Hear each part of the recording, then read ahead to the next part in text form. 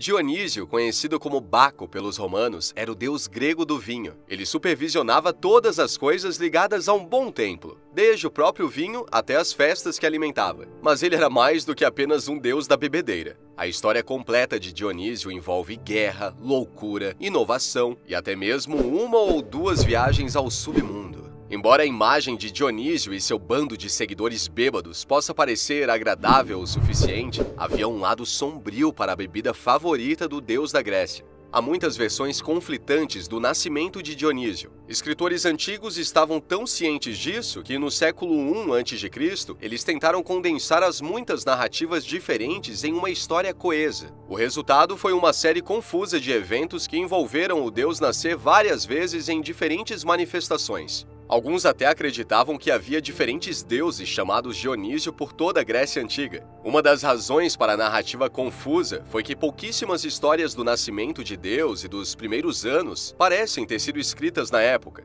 Contando com a tradição oral, a história mudou mais rapidamente do que aquelas mais codificadas. Isso poderia ser, pelo menos em parte, porque Dionísio era um dos deuses mais antigos do panteão grego. Por muitos anos, os acadêmicos tomaram seu nascimento confuso e mitos da viagem ao mundo como evidência de uma origem estrangeira e aceitação tardia na cultura grega. Vários mitos até retratavam o deus tendo que provar sua divindade ou lutar para que seu culto fosse aceito entre as cidades da Grécia. Evidências da Grécia continental e Creta, no entanto, mostraram que Dionísio é um dos primeiros deuses olimpianos a ser mencionados na região. Suas histórias de nascimento conflitantes não são devido a raízes estrangeiras, mas a centenas de anos de tradição oral que levou a variações locais. Na tradição órfica, o primeiro Dionísio tinha sido filho de Zeus e Perséfone. Este deus, no entanto, foi despedaçado na guerra contra os titãs. Em uma versão da história, Hera foi quem induziu os titãs a destruir o jovem deus. Ela estava com ciúmes de Zeus ter mostrado favoritismo para um filho que não era dela, mesmo indo tão longe a ponto de considerar torná-lo seu herdeiro. Triste pela perda de um filho, Zeus recolheu os pedaços do coração do primeiro Dionísio. Estes ele colocou em uma bebida que ele deu a Semele, a filha mortal do rei de Tebas, fazendo com que ela engravidasse do novo Dionísio. Em outra versão da história, Zeus não enganou Semele. Ele veio até ela na forma de uma águia gigante muitas vezes, e ela engravidou naturalmente. A deusa apareceu diante da jovem disfarçada e colocou dúvidas em sua mente sobre o amor de Zeus. Semele perguntou a Zeus se ele lhe concederia algum desejo, e ele jurou fazer qualquer coisa para agradá-la. Ela pediu-lhe para revelar-se em sua plena glória divina. Zeus sabia que nenhum humano poderia olhar para ele com pleno poder e sobreviver, mas seu juramento o impediu de negar seu pedido. Ele tentou mostrar-lhe apenas um menor vislumbre de seu poder, mas ainda era demais. Semele foi atingida por um raio e acabou morrendo em seguida. Como a jovem foi queimada por chamas induzidas por raios, Zeus agiu rapidamente para salvar a criança que carregava. Ele cortou o bebê Dionísio dela, mas, sabendo que o bebê ainda era pequeno demais para sobreviver, costurou-o em sua própria coxa. Vários meses depois, Dionísio nasceu da perna de seu pai. Isso lhe rendeu o título de 2 vezes nascido. Zeus deu o bebê para a irmã de Semele, Ino, e seu marido Melicertes. Eles tentaram esconder a criança de Hera, criando-o como uma menina. Hera ainda os encontrou, no entanto, e deixou o casal louco. Eles se mataram em uma frenesi, e mais uma vez o jovem Dionísio foi salvo por seu pai. Desta vez, Zeus o escondeu longe da humanidade. Ele confiou a Silenos e a um pequeno grupo de ninfas. As ninfas o mantiveram seguro. De acordo com algumas fontes, o deus foi mais tarde associado com Hera, porque seus cuidadores usaram as videiras para esconder seu berço de vista quando Hera veio procurá-lo. Dionísio teve uma educação incomum crescendo na natureza. Ele aprendeu danças e rituais do sábio centauro Quiron e a filosofia de Silenos. À medida que crescia, Dionísio começou a explorar. Foi durante esse tempo que ele fez sua descoberta mais importante. Fascinado por videiras e frutas de sua infância com as ninfas, Dionísio começou a estudá-las. Foi assim que ele descobriu o vinho. Em alguns contos, ele teve a ajuda de seu amigo e amante, o sátiro Ampelos. Quando Ampelos foi morto, ele foi transformado na videira que Dionísio usou para fazer o primeiro vinho. Depois de descobrir como fazer vinho, Dionísio tornou-se um deus muito popular. Infelizmente, essa fama recém-descoberta chamou a atenção de Hera. Finalmente encontrando o jovem deus que ela procurou por tanto tempo, Hera o golpeou com loucura, pois ela tinha seus tios. A única coisa que ele se lembrou era de como fazer vinho. Ele apresentou seu ofício ao Egito, Síria e Itália. Eventualmente, ele se deparou com a deusa Reia, que foi capaz de cuidar dele de volta à saúde e à sanidade. Zeus estava infeliz por seu filho ter sofrido, mas satisfeito quando viu como a vinificação havia se espalhado pelo mundo. Enquanto as pessoas desfrutavam da bebida alcoólica, brindavam aos deuses e serviam libações para eles.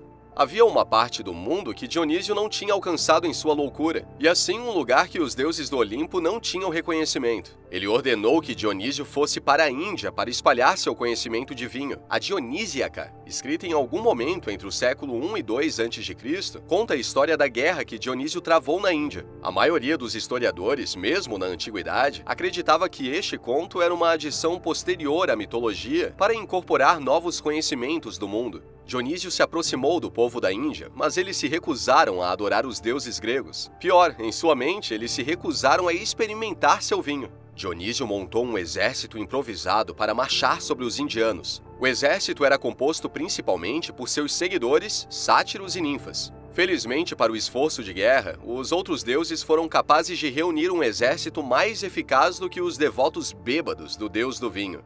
A única deusa que não tomou seu lado, como de costume, foi Hera. Ainda motivada pelo ciúme que sentia pelos amantes de Zeus e seus filhos, ela ajudou os indianos contra os deuses gregos invasores. A primeira batalha da guerra foi um desastre para o exército indiano indefesa. Ao ver o derramamento de sangue, no entanto, Dionísio sentiu pena. Ele transformou as águas de um lago próximo em vinho. Assim, os indianos finalmente provaram sua bebida intoxicante e logo desmaiaram em torno de suas fogueiras. Dionísio virou a batalha a favor de seu exército e venceu mais uma vez. O exército mais tarde se virou para a Arábia, onde Dionísio quase foi derrotado. A batalha ficou feia e Zeus teve que intervir para acalmar os dois lados antes que Dionísio fizesse algum tipo de besteira. Dionísio continuou sua campanha de conquista, levando 6 anos para chegar ao Vale do Indo. Auxiliado por Reia e Atena, Dionísio derrotou novamente as forças indianas. Um dos capítulos finais da Dionísiaca diz respeito ao casamento de Dionísio. A esposa do deus era Ariadne, que nasceu como uma princesa mortal. Filha do rei Minos de Creta, ela passou toda a sua vida naquela ilha. A história de Ariadne é muito mais antiga do que a história épica da guerra indiana de seu futuro marido.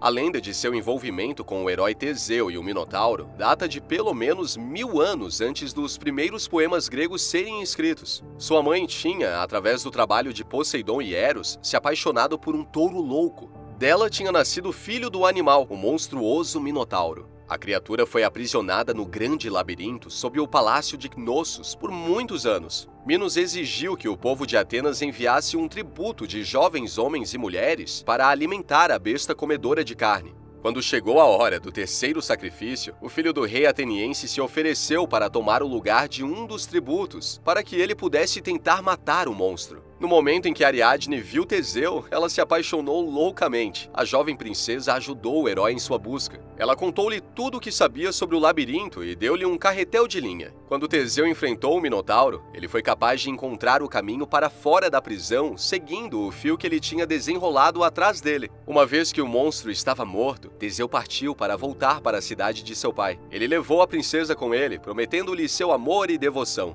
Há algumas versões do que aconteceu com o casal quando pararam para descansar na ilha de Naxos.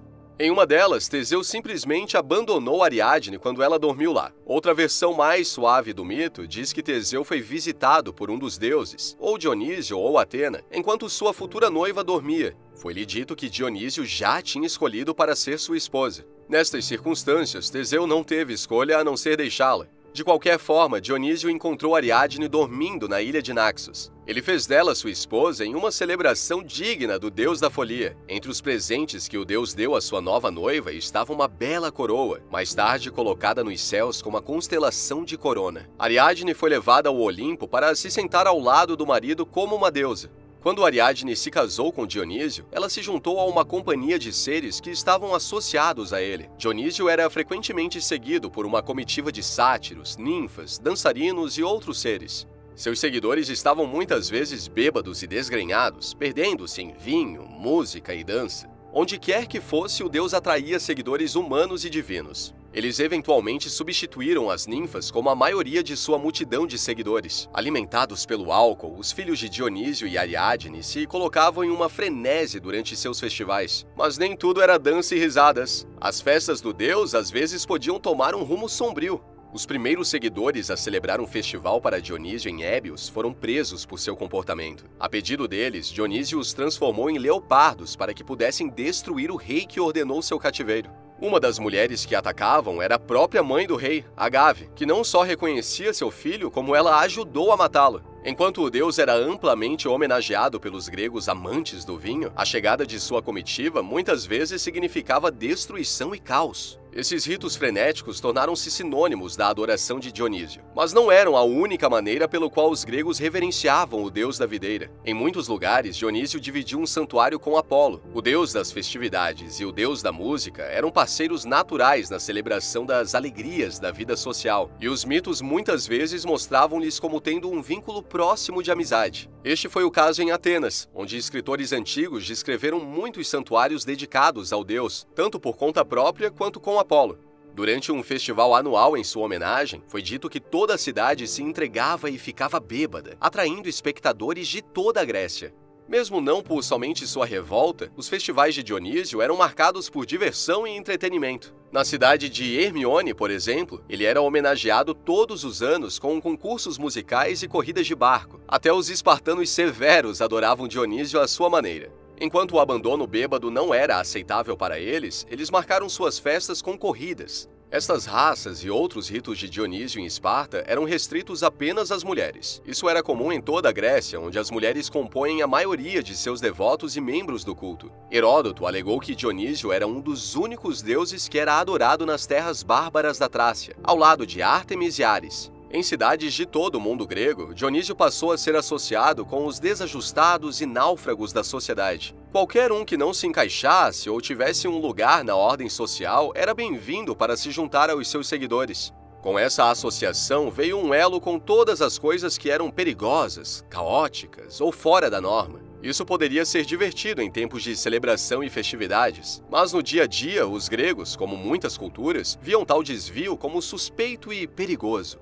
Por mais que Dionísio estivesse associado à folia e à perda de inibições, ele também estava ligado a ideias muito mais sombrias. O deus do vinho também era um deus da morte. Nas histórias de Dionísio, ele fez pelo menos uma viagem ao submundo. Quando ele tinha crescido para a idade adulta, ele viajou para o reino de seu tio Hades em busca da mãe que havia morrido antes de ele nascer. De acordo com uma crença, Hércules reteve o cão do inferno Cerberus para que Dionísio pudesse passar. Ele trouxe a mãe da Terra dos Mortos perto do lago Lerna. Em outra versão, ele foi guiado por Prosímenas, um jovem pastor que vivia perto do lago. O menino mortal estava apaixonado pelo deus e pediu para se tornar seu amante como recompensa por seu serviço. Infelizmente, Prosímenos morreu antes que Dionísio pudesse recompensá-lo. Dionísio foi bem sucedido em tirar Semele do submundo, no entanto, e ele a criou para a divindade e a imortalidade. Ao fazê-lo, ele se tornou um dos poucos, mesmo entre os deuses que caminhavam livremente no reino de Hades. Outros mitos implicam que ele fez esta viagem mais de uma vez para uma mulher que amava.